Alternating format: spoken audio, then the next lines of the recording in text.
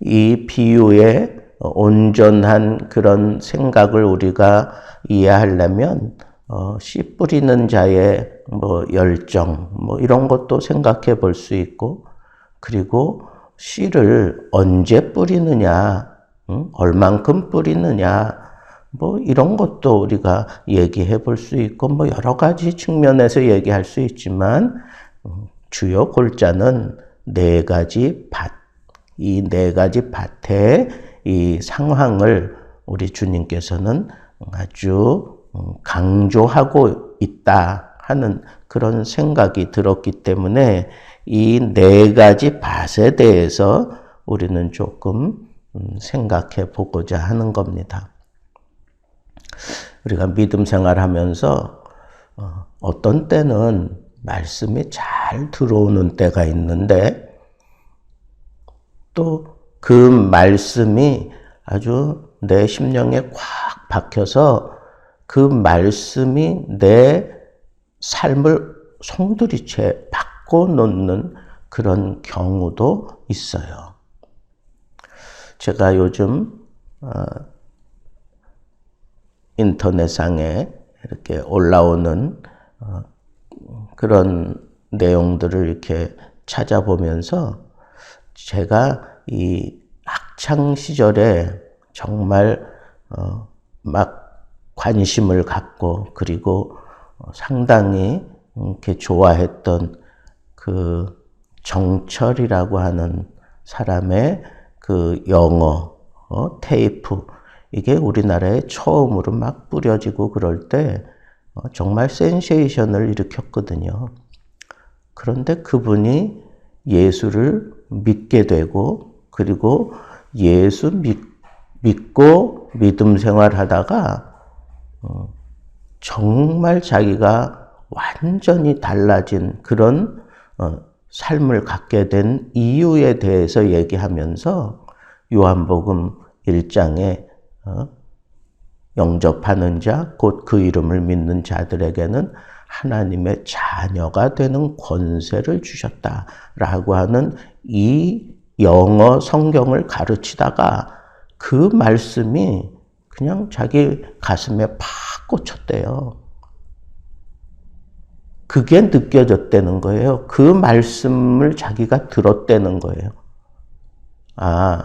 그냥 예수 믿게 되면 나도 이제 크리스찬이 되었구나. 그냥 그렇게 생각했었는데 어느 날인가 이 성경을 가르치기 위해서 이 말씀을 읽어내려 가는데 이 말씀이 가슴에 팍 꽂혀가지고 나는 하나님의 아들이야. 그래, 나는 하나님의 아들이라고. 예수님만 하나님의 아들이 아니라 나도 하나님의 아들이야 라고 하는 그 믿음이 막 파고들어서 그때부터 자기가 확 달라졌대요.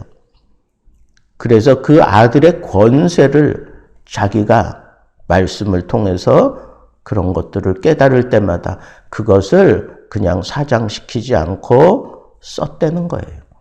그래서 자기가 가르치는 학원에서 선생이 아파하면 이리 오라고 그러면서 예수 그리스도의 이름으로 막 치유 기도를 해주고 그러면 다 낫대요. 다 낫대요.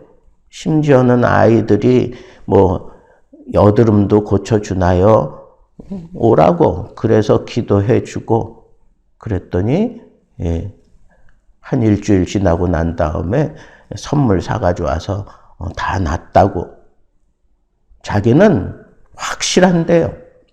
말씀이 분명히 살아있는 것을 자기는 확실하고 이 말씀은 하나님의 자녀의 능력의 근원이라고 하는 사실을 자기는 확신하고 있다는 거예요. 그러면서 그 영어 요한복음 강해하면서 그 대목에 가서 그 간증을 짤막하게 하는데 저에게도 많은 도전이 되었습니다. 여러분 오늘도 마찬가지예요. 우리 주님이 생각할 때 이 많은 사람들이 예수님이 행하는 그런 능력에만 자꾸 치우치는 걸 좋아하고 그리고 귀신이 쫓겨나는 그런 상황을 보면서 두려워하는 마음으로 하나님의 말씀을 제대로 받지 못하는 그런 안타까운 형편도 보고 그리고 예수님이 이렇게 모든 백성들에게 막 부각되기 시작하니까 시기하고 질투하는 마음으로 바리새인들이나 서기관들이 와서 괜히 시비 걸면서 이 말씀에 대해서 이 백성들의 믿음을 흔들어 놓으려고 하는 그런 어리석은 모습들을 우리 주님께서는 다 헤아리면서 무엇보다도 이들에게 말씀이 제대로 그들 마음에 파고 들어가야 하겠다 하는 그런 마음이 드셨을 거예요. 그래서 이 비유를 말씀하셨다고 저는 생각합니다.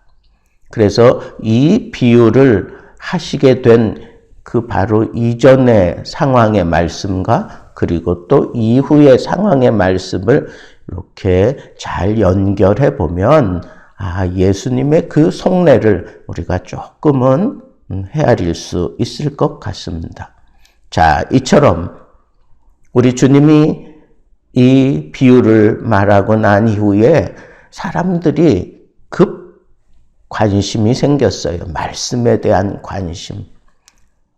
그래서 이 비유의 진정한 뜻이 무엇입니까? 라고 그렇게 관심을 가지고 주님께로 와서 또 그 깊은 말씀의 심화된 내용을 듣기 원하게 만들었다고 하는 것 보면 예수님의 이 말씀을 증거하는 그 방법은 참 탁월하셨구나라고 하는 것을 저는 느낄 수 있습니다. 자, 그럼 예수님께서 풀어주신 이 말씀의 의미를 따라 이 네 가지 밭의 상황 짤막하게 생각해 보도록 하겠습니다.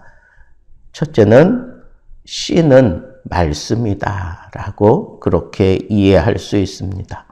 그래서 이 씨가 들어가서 땅 속에서 발화가 되어서 그 생명이 피어나고 자라나고 풍성한 그런 열매를 맺게 되는 것을 우리는 잘 알고 있습니다. 그리고 예수님께서 말씀하신 네 가지 종류의 밭을 얘기하는데 첫째는 길가입니다.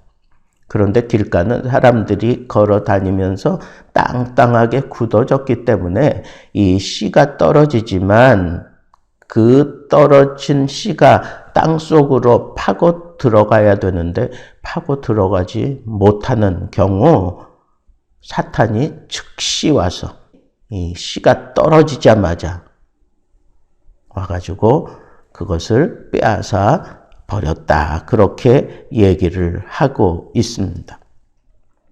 말씀을 듣고 깨닫기도 전에 그냥 그 말씀을 그냥 이렇게 쪼아 먹어버리고 그냥 아무것도 못하게 만드는 그런 상태에 이르는 사람들 길가와 같다. 그런 얘기입니다. 길가와 같다.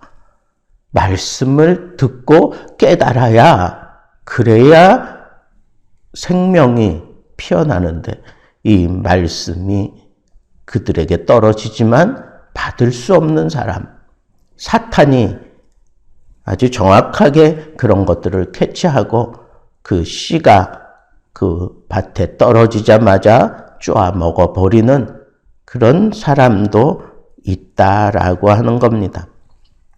길가에 떨어진 씨앗은 사람들에게 밟혀서 스스로 자멸하기도 하는 경우를 우리는 잘 알고 있습니다.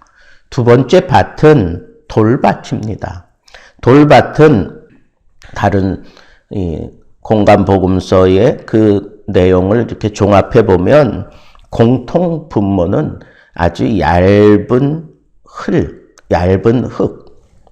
그래서 이 돌 위에 흙이 있는데 그 흙 위에 떨어진 그 씨앗은 태양을 견디지 못하고 습기가 없고 그리고 결국은 그 씨도 그냥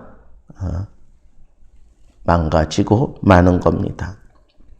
우리가 잘 아는 대로 온도와 습기 모두 필요하지만 너무 많거나 너무 적으면 안 되는 것이 적정한 선을 가르치는 것인데, 씨앗을 품고 있는 땅은 온도와 습도 적절하게 유지하면서 그렇게 컨트롤해 가며 때가 되면 그 씨 발화시켜서 생명을 터뜨리는 것을 우리는 잘 알고 있습니다. 그래서 뿌리는 이 말씀이 발화되고 난 이후에 이 뿌리가 내려야 되는데 뿌리를 내지지 못하고, 그래서 영양분을 빨아들일 수 없어서 발화가 되더라도 이 돌짝밭은 것은 열매를 맺을 수 없다는 것을 말씀하고 있습니다. 셋째는 이 가시덤불 밭입니다. 가시덤불. 근데 가시덤불에 뿌려진 씨앗은 이렇게 발화가 돼서 싹이 올라오면 가시에 찔려서 기운을 막는다고 했습니다. 기운이 막힌 거로 결국 충실한 이삭을 얻을 수 없는 것은 자명합니다.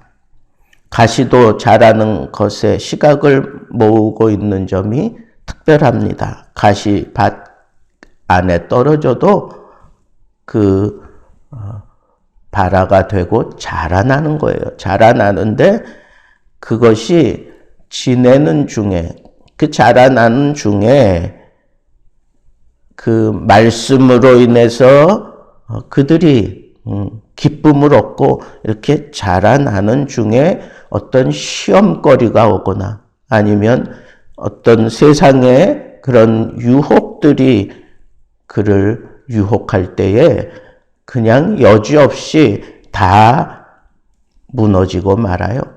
다 찢기고 그리고 망가져서 결실을 맺지 못하고 있는 것을 보게 됩니다. 여러분, 다른 성경에는 이 상황에 대해서 예수님이 이렇게 풀어주셨어요. 즉시 말씀을 받고 자라나다가 이 가시에 찔린다라고 하는 이 표현은 시험이 와요. 말씀으로 인한 시험이 오거나 아니면 세상의 재리와 그런 욕심의 그런 요구들이 있을 때 바로 서지 못하고 그냥 무너지고 마는 것, 그것이 바로 가시덤불밭이다. 그렇게 얘기를 하고 있습니다. 마지막 네 번째 밭은 옥토입니다. 그 옥토의 특징은 마침내 결실하는 데 있다는 것입니다. 결실하는 게 있어요. 결실하는데. 우리가 놓치지 말아야 될 것은 모두 다 동일하게 결실하지 못하는 그런 밭의 상태를 우리가 보면서 마지막 이 옥토에서만 결실을 하고 있다고 하는 것을 볼 수가 있어요. 그러면서 이 말씀이 이 옥토의 마음밭에 들어가서 그 말씀을 피워내고 그리고 자라고 그리고 때가 되어서 저절로 열매를 맺기까지, 중요한 건 이 옥토라는 거예요. 옥토. 듣고 깨닫는 것, 그리고 말씀이 떨어질 때 받는 것, 그리고 많은 시련과 어려움이 있어도 그것을 인내로 지켜내어 결국은 열매를 맺는 밭, 그것이 바로 옥토라고 하는 것입니다. 저는 오늘 말씀의 그 의미를 다시 말씀해 주시는 그 예수님의 그 열정도 저는 참 좋았지만 이 네 가지 밭은 나에게 언제나 존재하고 있다고 하는 거예요. 내가 믿음 생활하다가 땅땅하게 굳어질 수도 있고, 나도 모르는 사이에 가시가 자라서 말씀을 받기는 받지만 자라나면서 그것이 어느 순간에 다 찔리고 그냥 다 해체되고 마는 그런 경우도 있고, 그 말씀을 들을 때에는 기쁨으로 받지만 돌아서면 아무것도 아닌 것처럼 되는 그런 우리들의 마음의 이 상태가 하나님의 말씀을 제대로 피워내지 못하게 하는 그런 안타까운 우리들의 마음, 이 다양한 마음을 우리 주님께서 분명하게 보여주시고 계시는구나 하는 생각을 하였고, 마지막 이 옥토의 가장 중요한 것은 두 가지입니다. 첫째는 열매고, 그와 더불어 또 하나 생각해야 될 것은 그 열매 맺기까지 끝까지 견디고 참아낸다는 거예요. 끝까지 견디고 참아내는 거예요. 잘 보존한다는 거예요. 그래서 우리가 이 옥토를 늘 유지하면서 하나님의 말씀을 받아 그 열매를 만들어 가려면 하나님 앞에 이 열매를 추구하는 믿음 생활을 해야 될 뿐 아니라 그 열매를 맺기 위해서 우리가 이 마음밭을 옥토로 만들어 가는 그런 지혜로운 삶이 우리에게 필요하다.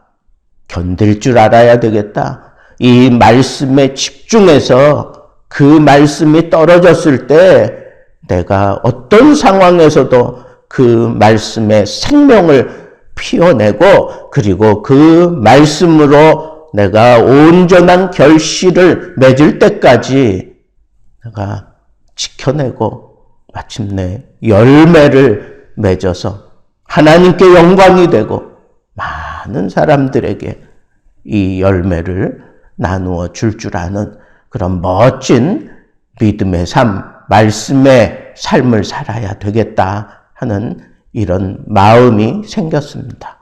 오늘 우리 주님이 재해석해 주신 이 말씀을 따라 나는 어떤 상태인가 늘 생각하면서 말씀만이 나에게 진정한 생명이다라고 하는 이 사실을 굳게 붙잡고 내 마음밭을 옥토로 만들어 말씀이 떨어지면 아멘, 할렐루야 잘 받고 튀어내고 열매 맺기까지 끝까지 경주할 줄 아는 말씀의 사람들 되기를 우리 주님의 이름으로 축복합니다.